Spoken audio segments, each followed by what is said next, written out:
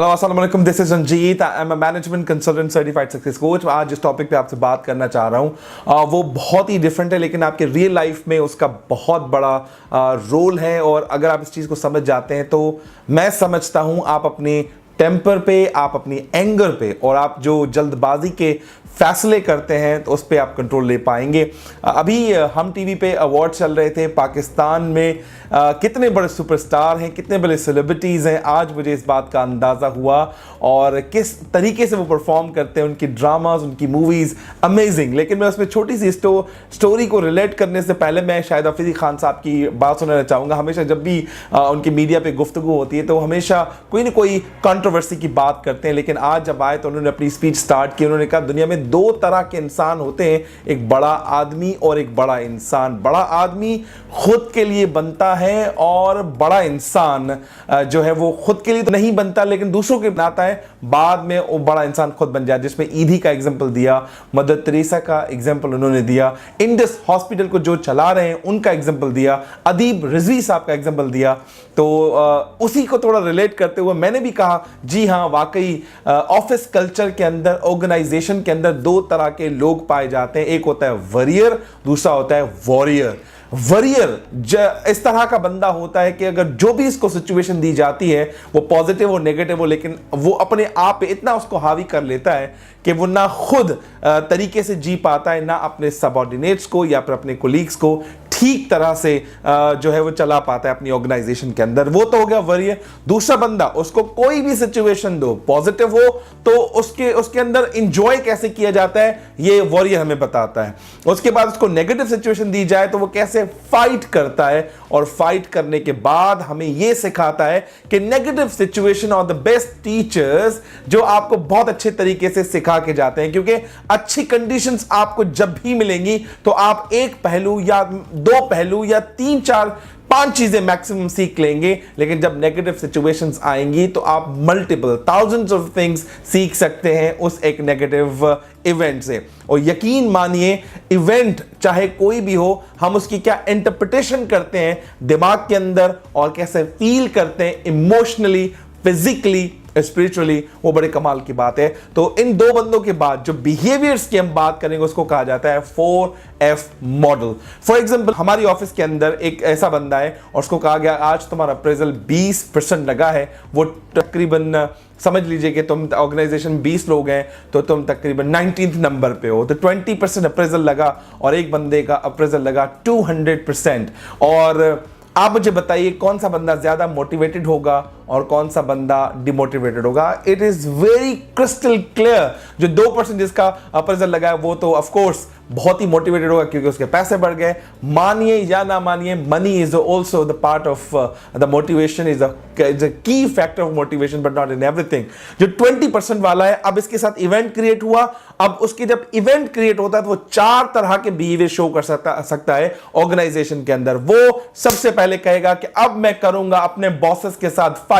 पूरे साल मैंने मेहनत की, पूरे साल मैंने वो काम किया जो मुझे दिया गया, उसके बाद भी मुझे इन्होंने ये वाला अप्रेजल दिया। फिर वो नेगेटिविटी फैलाने के बहुत सारे तरीके ढूंढेगा, लोगों से पूछेगा तुम्हारा कितना अप्रेजल लगा और मुझे बताओ, अगर तुम्हारा लगा है तो उसके जवाबात बताओ, क्यों तुम्हारा इतना अप्रेजल लगा। वो हमेशा नेगेटिविटी की तरफ जाएगा, लड़ेगा लोगों से, लोगों को नेगेटिव बातें बताएगा, ऑर्गेनाइजेशन को खराब करने की बातें करेगा।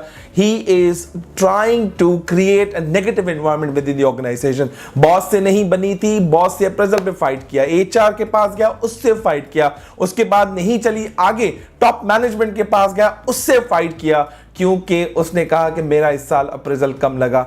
इस तरह के लोग अपनी सेल्फ इवैल्यूएशन नहीं करते, कहां मेरे मार्क्स कटे हैं, कौन सा ऐसा काम था जो मुझसे रह गया, जो पूरा स्कोर कार्ड था उसमें कौन सी सी पॉइंट्स थी जो रह गई थी जो मैंने परफॉर्म नहीं किया। वो सेल्फ एनालिसिस करे बगैर ही जाके लोगों से लड़ते हैं। जब लड़ाई करते हैं खुद को नुकसान तो देते ही देते हैं और अपने कोलीग्स और अपने सबऑर्डिनेट जितने भी उनके अंडर में काम करते हैं नेगेटिव मैसेज इंपार्ट करते हैं। तो बिहेवियर नंबर 1। बिहेवियर नंबर 2 पे हम बात करेंगे। कुछ लोग क्या करते हैं कि इस तरह का इवेंट उनकी लाइफ में क्रिएट हो जाए तो वो फ्रीज हो जाते हैं। वो कहते हैं कि ठीक है यार, बस बॉस ने कुछ सोच समझ के इतने मार्क्स दिए होंगे, ठीक है जैसे चल रहा है चलने दो, मैं किसी और जगह अप्लाई करूंगा और अपने काम को आगे लेकर चलूंगा।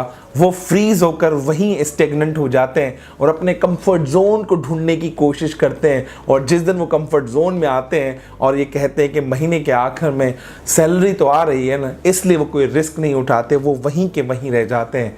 This is one of the cruel behaviour which is adopted by those employees जो खुश भी नहीं है और खुश होना भी नहीं चाहते, आवाज भी नहीं उठाते, अपने हक के लिए लड़ते भी नहीं है, फिर भी वो उसी ऑर्गेनाइजेशन में काम करते हैं। और तीसरा एम्प्लॉई ऐसा कहता है कि अगर मेरे पास जो मुझे अप्रेजल में 20% दिए गए हैं, मैं बस इसी से खुश हूं, जैसे ऑर्गेनाइजेशन चल रही है मैं वैसे ही चलूंगा, जैसे बॉस मुझे काम देगा मैं वैसे ही करूंगा, जैसे टॉप मैनेजमेंट मुझे असाइनमेंट्स प्रोवाइड करेगी वैसे ही काम करूंगा, 9 बजे ऑर्गेनाइजेशन के अंदर आऊंगा, जैसे ही 5 बजेंगे मैं अपनी जगह छोड़ दूंगा, और कभी भी अपनी एडवाइसेस नहीं दूंगा, सजेशंस नहीं दूंगा, कोई इनिशिएटिव नहीं लूंगा, क्योंकि ये कंपनी तो मुझे देती ही 20% है और सबसे लोएस्ट अप्रेजल मुझे देती है। क्यों करूं मैं वैल्यू ऐड, क्यों कंपनी को बताऊं कि भाई इसमें आपका मुनाफा हो सकता है। सब एक रेस में चल रहे हैं, मैं भी पीछे पीछे उनके साथ चल रहा हूं। ठीक है, चंद लोग आगे पहुंच जाएंगे, मुझसे जल्दी पहुंच जाएंगे, मेरा क्या है, मेरे साथ होता ही यही है, मैं बस फ्लो करता रहूंगा और मैं अपनी ऑर्गेनाइजेशन के अंदर कोई वैल्यू ऐड नहीं करूंगा। The fourth one which is one of the risky behaviour which is very bad, क्योंकि ये ऐसा बिहेवियर है जिसको हम कहते हैं flight.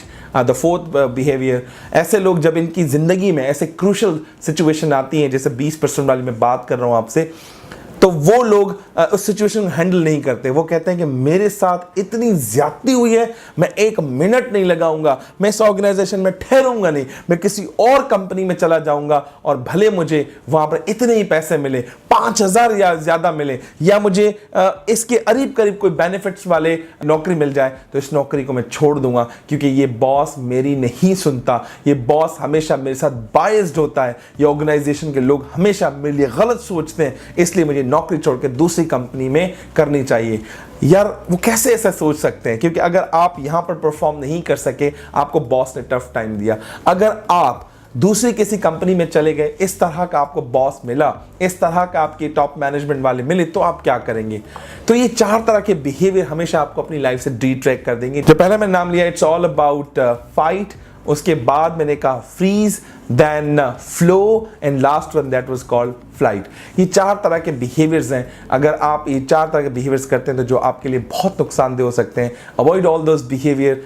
Please add one behavior that is called optimistic behavior with the positive actions. Optimistic behavior and positive actions क्या हो सकते हैं?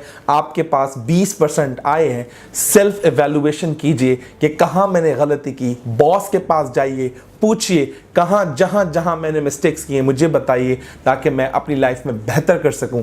अपने कोलीग्स के साथ बैठिए जिन्होंने अच्छा परफॉर्म किया, अच्छा अप्रेजल हुआ, उनसे पूछिए आपने ऐसा क्या किया जो मैंने नहीं किया था और मुझे उसका सिला नहीं मिला था। Then go to other mentors. जो मैंने आपके सामने ये किताब भी रखी है, मैं उम्मीद करता हूँ आप ये किताब ज़रूर कहीं ना कहीं सर्च करेंगे या परचेस करेंगे। ट्राइब्स ऑफ मेंटर्स खुद से पढ़िए ताकि आप अपनी सेल्फ एनालिसिस कर सकें और बेहतर से बेहतर एम्प्लॉय बनने की कोशिश करें, क्योंकि 20% देने का मकसद ये नहीं था कि आप डी ग्रो कर जाओ, मकसद ये था कि आप सेल्फ एवेल्युएशन स्टार्ट कर दो। तो उम्मीद करता हूँ ये आपको वीडियो बहुत पसंद आएगी and you will implement in your life as well. Thank you very much.